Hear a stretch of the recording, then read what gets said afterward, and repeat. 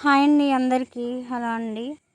నేను ఈరోజైతే మటన్తో పికిల్ అయితే తయారు చేస్తున్నానండి. నా స్టైల్లో నాకు వచ్చినట్టుగా తయారు చేస్తున్నానండి. మొత్తం కండే తీసుకున్నాను అనమాట, బోన్స్ ఏమీ లేవు. మటన్ ఫ్రెష్గా ఉందన్నమాట. మొత్తం చిన్న చిన్న ముక్కలుగా కోసేసుకున్నానండి. చాలామంది చాలా రకాలుగా చేస్తూ ఉంటారు. నేనైతే ఇలా అయితే చేస్తున్నాను. సింపుల్ రెమెడీ అనమాట. సింపుల్గా చేస్తున్నాను అనమాట. మటన్ నీట్గా వాష్ చేసేసుకున్నానండి.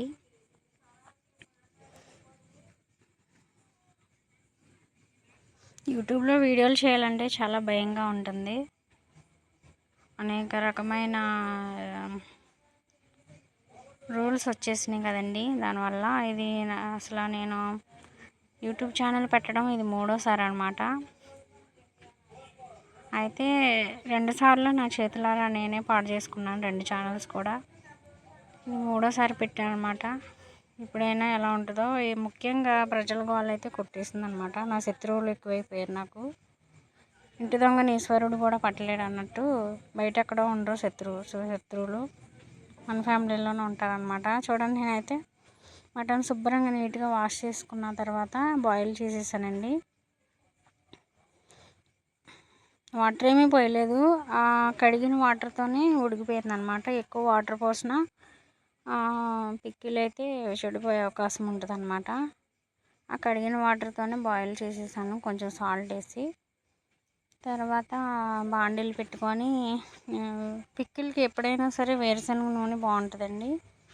గానుగ నూనె కూడా బాగుంటుంది అనమాట, నువ్వుల నూనె కూడా. అయితే నేను వేరుశనగ నూనె అయితే వేసుకున్నానండి. 1/2 లీటర్ వేసుకున్నాను.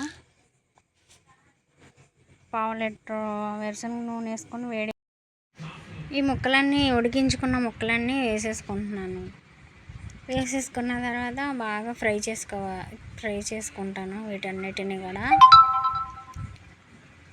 ఇవి బాగా ఫ్రై అవ్వాలి, పచ్చి లేకుండా కొంచెం ముక్క గట్టిగా అవ్వాలన్నమాట. అప్పుడే పిక్కులు బాగుంటుంది అన్నమాట. మెత్తగా లేకుండా పిక్కులు టైట్గా గట్టిగా ఉంటుంది ముక్క. ఇంకా అయితే పాడవదన్నమాట. చాలా వరకు ఈ ఫ్రై అయిపోయినాయండి ఆయిల్లో, గట్టిగా పడిపోయినాయి అన్నమాట ముక్కలు. రోస్ట్గా అవుతుంది కొంచెం. నేను 1/2 kg తీసుకుంటే అది బాయిల్ అయ్యి ఇంకా ఇన్ని అయినాయి అన్నమాట. ఇంకా పక్కన పెట్టేసుకున్నాను, ఆయిల్లోంచి తీసేసుకొని. అదే ఆయిల్లో మళ్ళీ అల్లం వెల్లుల్లి పేస్ట్ వేసుకొని, అదే వేడి ఆయిల్లో అల్లం వెల్లుల్లి పేస్ట్ వేసేసుకున్నాను అన్నమాట. వేసేసుకొని ఇంకా అయితే ఫ్రై చేస్తున్నాను అల్లం వెల్లుల్లి పేస్ట్ని కూడా. కొంచెం పచ్చివాసన పోయేదాకా వేయించేసుకున్నాను. అది కూడా వేగిపోయింది అనమాట. కొంచెం రెడ్గా వచ్చింది. అప్పుడు ఇంకా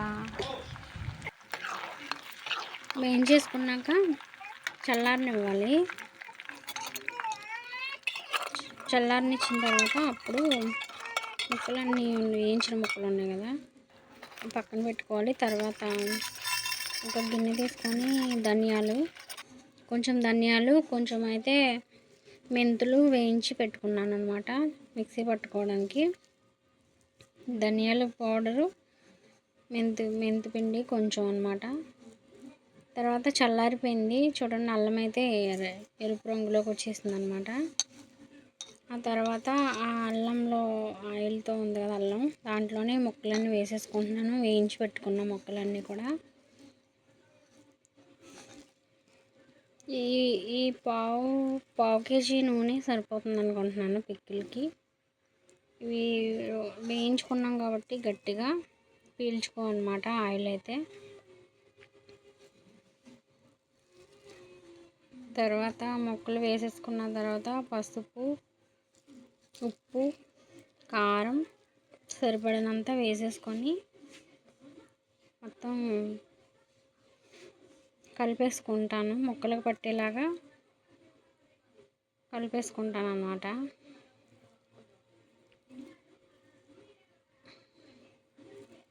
పసుపు ఉప్పు వేసాను. ఇప్పుడైతే కారం వేస్తున్నాను. ఇది పచ్చడి కారం అన్నమాట. చాలా కలర్గా ఉంది. ఇది చాలా కలర్గా ఉంది. పచ్చడి కారం అన్నమాట. 2 స్పూన్లు అయితే 2 గరిటెలు అయితే సరిపోతాయి. అది చాలా కలర్ఫుల్గా ఉంది.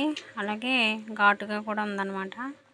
ఎక్కువ వేసుకుంటే మరీ కారంగా ఉంటుంది, తినలేమన్నమాట. తర్వాత మిక్సీ పట్టుకున్న ధనియాల పౌడర్ వేసేసుకున్నాను. మెంతి పౌడర్ కూడా వేసేసుకున్నాను. తర్వాత మళ్ళీ అంతా కూడా కలిసేలాగా కలుపుకుంటున్నాను.